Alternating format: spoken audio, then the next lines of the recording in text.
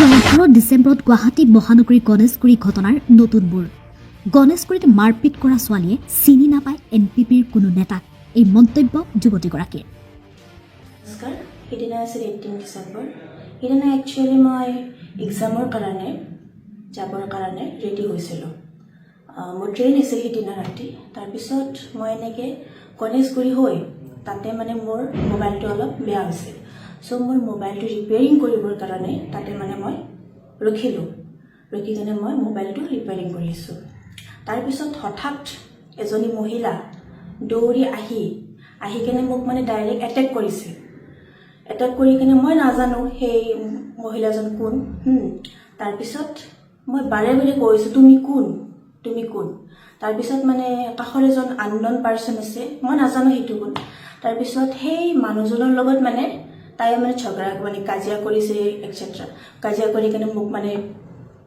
জৰাই আছে কি কিয় আনিছা আৰে মানে মই ইয়াত থাকোঁ ইয়াত পঢ়ি আছোঁ এতিয়া মই এক্সাম দিবৰ কাৰণে মই যাব ওলাইছোঁ তাৰপিছত এনেকৈ মানে হঠাৎ আহি কিনে মোক মানে ডাইৰেক্ট মানে এনেকৈ ফেচটো কৰি কিনে ডাইৰেক্ট মানে এটেক চ' মানে আই এম ট'টেলি শ্বকড তাই কিয় এনেকুৱা কৰিলে যোৱা 18 ডিচেম্বৰত গুৱাহাটী মহানগৰীৰ গণেশগুৰি ঘটনাৰ জৰিয়তে ৰাজনৈতিক কেৰিয়াৰ ধ্বংস কৰাৰ পৰিকল্পনা মহিলাগৰাকীৰ এনেদৰে দাবী কৰিলে ফুলবাৰী সমষ্টিৰ এনপিপি দলৰ চামনগৰ এমডিচি সমষ্টিৰ প্ৰাৰ্থিত্ব প্ৰত্যাশী জহিৰুল ইছলামৰ বিৰুদ্ধে ৰাজনৈতিক ষড়যন্ত্ৰ 2 বছৰ পূৰ্বে সামাজিকভাৱে ডিভোৰ্চ হোৱাৰ পিছতো বিভিন্ন ধৰণৰ ষড়যন্ত্ৰ ৰচি মানৱ সমাজ তথা ৰাজনৈতিক জীৱন ধ্বংস কৰাৰ পৰিকল্পনা কৰি আছে প্ৰাক্তন পত্নীয়ে যোৱা 18 ডিচেম্বৰত এটা দুৰ্ভাগ্যজনক ঘটনা ঘটিছে মোৰ লগত সেইদিনা মই মোৰ ভাইটিৰ লগত শ্বিলঙত যাই আছিলোঁ শ্বিলং যোৱা ৰাস্তাত যেতিয়া আমি গণেশগুৰি পালোঁ গণেশগুৰি ব্ৰিজৰ তলত মোৰ ভাইটিৰ গাড়ীখন পাৰ্ক কৰি মই জুচ খাব গৈছিলোঁ ভাইটি মোৰ লগত আছিল সেইটো টাইমতে হঠাৎ 2 মিনিট যোৱাই নাই হঠাৎ পিছফালৰ পৰা মোৰ ডিভোৰ্চ ৱাইফটো যিয়াক মই 2 বছৰ আগত সামাজিকভাৱে মই তাক ডিভোৰ্চ দিছিলোঁ এই ডিভোৰ্চ ৱাইফটো আহি মোক পিছফালৰ পৰা এটাক কৰে আৰু লগতে এটা অচিনাকি ছোৱালী আছিল এই ছোৱালীটোৰ লগত কাজিয়া কৰে তেতিয়া মই মানৱতাৰ খাতিৰত কাজিয়াটো মই ভাঙাই দিছিলোঁ কিন্তু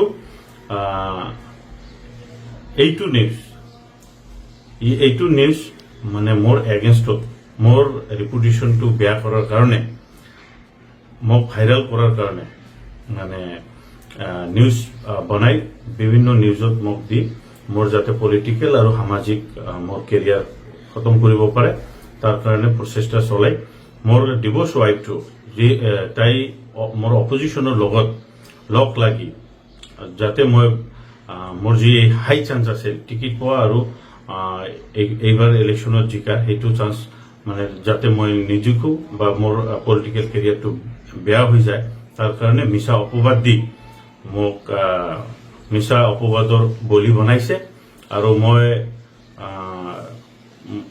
মোৰ এগেইনষ্টত যি নিউজ দিছে সেই নিউজৰ এগেইনষ্টত মই যিহেতু মোৰ তাত কোনো এটা পাব্লিক প্লেচত এই পাব্লিক প্লেচত কোনো মোৰ ইণ্টেনশ্যন নাই কোনো বেয়া ইণ্টেনশ্যন নাই আৰু তাত মোক ডিফৰ্মেটিভ কেইবিলাক কথা কৈ মোৰ যে ৰেপুটেশ্যনটো বেয়া কৰিছে তাৰ কাৰণে মই নিউজৰ এগেইনষ্টত যিবিলাক ফেচবুকে মোৰ এগেইনষ্টত ভাইৰেল কৰি আছে নিউজটো দি আছে তাৰ এগেইনষ্টত মই ডিফেমেশ্যন কেছটো ফাইল কৰিলোঁ আৰু লগতে আপোনালোকে ভাবক এটা মানুহ যদি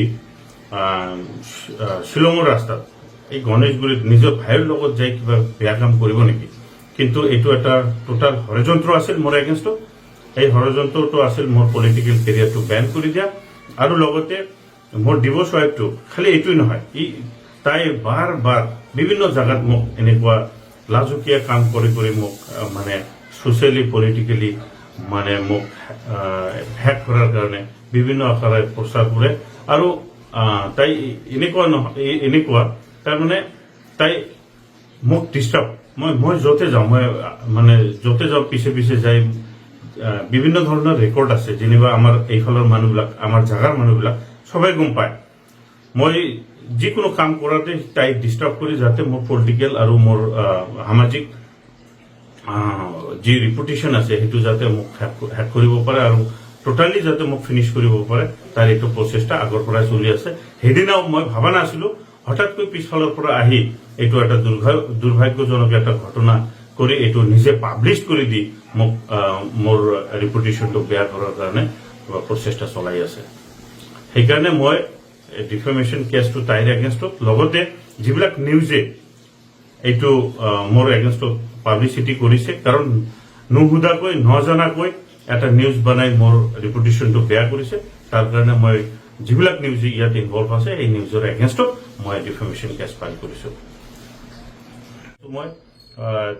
মই আজি বাধ্য হৈছো নিউজত অহাৰ কাৰণে, কাৰণ মই আজি বাধ্য হৈছো এইখিনি কথা কোৱাৰ কাৰণে যে তাই ডিভোৰ্চ হয়, তাই মোৰ ৱাইফ নহয়, ডিভোৰ্চ হয়, আৰু তাৰ ইণ্টেনশ্যনটো সদায় মোৰ এগেইনষ্টত মোৰ ৰেপুটেশ্যনটো বেয়া কৰাৰ কাৰণে থাকে, আৰু তাই ধমকি আৰু বিভিন্ন আখৰে মোক ৱাৰ্ণিং দি থাকে যে মোৰ লাইফ সি বেয়া কৰিব। ৰেকৰ্ডিঙো আছে মোৰ লগত যে তাই মোক জব পাব ততে মোৰ মানে মোক এনেকুৱা ধৰণৰ আৰু ইয়াতকৈ বেয়া ধৰণৰ পৰিস্থিতিত পেলাই মোক বদনামী কৰি মই সামাজিকভাৱে আৰু যাতে পলিটিকেলভাৱে মই আগবাঢ়াব নোৱাৰো, আগবাঢ়ি আহিব নোৱাৰো, সেইটো তাই কৰি থাকে। সেইকাৰণে মই ৰাইজক আপোনালোকক বিচাৰ কৰিব দিছো যে মোৰ তাত কি দোষ আছে, মোৰ কি তাত একশ্যন আছে। মই তাত জাষ্ট খালি সিহঁতৰ কাজিয়াটো ভঙাই দিছিলো, আৰু এটা অচানিকে ছোৱালীৰ লগত এনেকৈ মানে কাহিনীটো কৰাটো মই অতি দুৰ্ভাগ্যজনক, আৰু মই অতি দুখিত হৈছো। সেইটো আপোনালোকে বিবেচনা বিচাৰ কৰিব বুলি মই আশা ৰাখিছো। পত্নীৰ বিৰুদ্ধে গুৰুতৰ অভিযোগ উত্থাপন কৰাৰ লগতে কামৰূপ জিলা মুখ্য ন্যায়িক দণ্ডাধীশৰ ওচৰত গোচৰ পঞ্জীয়ন কৰে। উল্লেখ্য যে যোৱা 18 ডিচেম্বৰত গুৱাহাটী মহানগৰীৰ গণেশগুৰি ঘটনাৰ ভিডিঅ' চাই বাৰ্তা অসমৰ অনুসন্ধান চলাই ছোৱালীজনীৰ ভাষ্য সংগ্ৰহ কৰা হৈছে। ছোৱালীজনীয়ে কি মন্তব্য কৰিছে শুনক। সেইদিনা একচুৱেলি মই এক্সামৰ কাৰণে যাবৰ কাৰণে ৰেডি হৈছিলোঁ। মোৰ ট্ৰেইন আছিল সেইদিনা ৰাতি। তাৰপিছত মই এনেকৈ গণেশগুৰি হৈ তাতে মানে মোৰ মোবাইলটো অলপ বেয়া হৈছিল। চ' মোৰ মোবাইলটো ৰিপেয়াৰিং কৰিবৰ কাৰণে তাতে মানে মই ৰখি কিনে মই মোবাইলটো ৰিপেয়াৰিং কৰি আছোঁ। তাৰপিছত হঠাৎ এজনী মহিলা দৌৰি আহি কিনে মোক মানে ডাইৰেক্ট এটেক কৰিছে। এটেক কৰি কিনে মই নাজানো সেই মহিলাজন কোন। তাৰপিছত মই বাৰে বাৰে কৈছোঁ তুমি কোন। তাৰপিছত মানে কাষৰ এজন আননন পাৰ্চন আছে, মই নাজানো সেইটো কোন। তাৰপিছত সেই মানুহজনৰ লগত মানে তাই মানে ঝগড়া মানে কাজিয়া কৰিছে এটচেট্ৰা। কাজিয়া কৰি কিনে মোক মানে জৰাই আছে কি কিয় আনিছা, কি আনিছা। আৰে মানে মই ইয়াত থাকোঁ, ইয়াত পঢ়ি আছোঁ। এতিয়া মই এক্সাম দিবৰ কাৰণে মই যাব ওলাইছোঁ। তাৰপিছত এনেকৈ মানে হঠাৎ আহি কিনে মোক মানে ডাইৰেক্ট মানে এনেকৈ ফেচটো কৰি কিনে ডাইৰেক্ট মানে এটেক। চ' মানে আই এম ট'টেলি শ্বকড। তাই কিয় এনেকুৱা কৰিলে। তাৰপিছত সিদিনা মানে মই ভাবিলোঁ এইটো যি হ'ল এতিয়া মানে তোমাৰ এক্সাম আছে ন। চ' মই মানে এক্সাম দিবৰ কাৰণে ওলালোঁ। তাৰপিছত নেক্সট মৰ্ণিং বা নেক্সট ডে মই মানে নিউজটো পালোঁ। DY 365-এ সেইদিনা যে সেই ৰাতি যোৱা ৰাতি তাৰে আগৰাতি যোনটো মানে ইনচিডেণ্ট হ'ল সেইটোৰ মানে ক্লিপটো এটা দিছিল, শ্বৰ্ট ক্লিপ। চ' মই মানে শ্বকড হৈছোঁ, কিয় এনেকৈ দিলে কি এজনী ছোৱালীৰ মানে নজনাকৈ এনেকৈ যি দিলে এইটো কিয় কৰিলে বিনা তথ্য সহকাৰে এজনী ছোৱালীৰ। তাৰপিছত এইটো গ'ল। তাৰপিছত তাৰে সেইদিনাই তাৰে পিছদিনাখন তাৰে ইভিনিং তাই মানে সেই যোনটো মানে মহিলাই মোক মানে এটেক কৰিছিল সেই মহিলাজনে মই আৰু মানে এটা তাই চেল্ফ নিউজ দিলে কি মোৰ হাজবেণ্ড আৰু সেই ছোৱালীজনী এনেকৈ কৰিছে, মানে এজাহাৰ দিছে, কিবা কৰিছে। তাৰপিছত মই মানে জানি কিনেও মানে একো কৰিব পৰা নাই। মই শ্বকড হৈছোঁ, আৰু মই যিহেতু মানে এটা বাহিৰাগত ষ্টেটত আছোঁ। চ' মোৰ আহাটো ইমান ইম্পচিবল নহয় যিহেতু মোৰ এক্সাম। চ' এই 5 দিন পিছত আজি মই যোনটো কৰিলোঁ মানে নিউজত আহিবলগীয়া কাম কৰিছোঁ সেইটোৰ কাৰণে আজি মই কি বোলো এইটো কাটি দিবা হা। তাৰপিছত আজি মই আহিলোঁ, আৰু এই 5 দিন 6 দিন মই একো কৰিব পৰা নাছিলোঁ। এইটোৰ এটা অনলি ৰিজন হ'ল ডিউৰিং মাই এক্সাম। তাৰপিছত এতিয়া মই হাইকোৰ্ট গৈছোঁ আৰু থানাতো এজাহাৰ দিলোঁ অসম আৰক্ষী।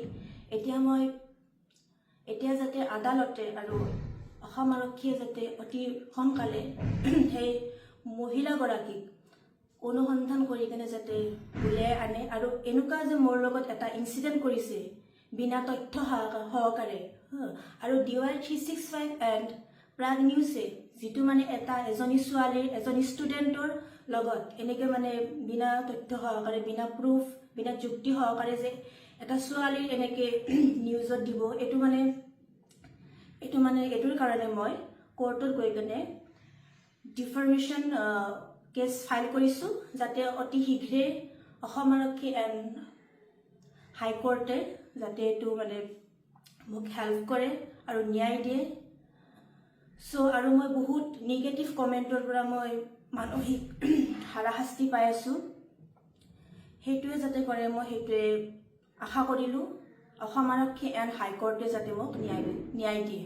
ধন্যবাদ। আৰু NPP নেতাজনৰ লগত আপোনাৰ কিবা চিনাকি আছে নেকি? ন মই তেওঁক চিনিয়ে নাপাওঁ।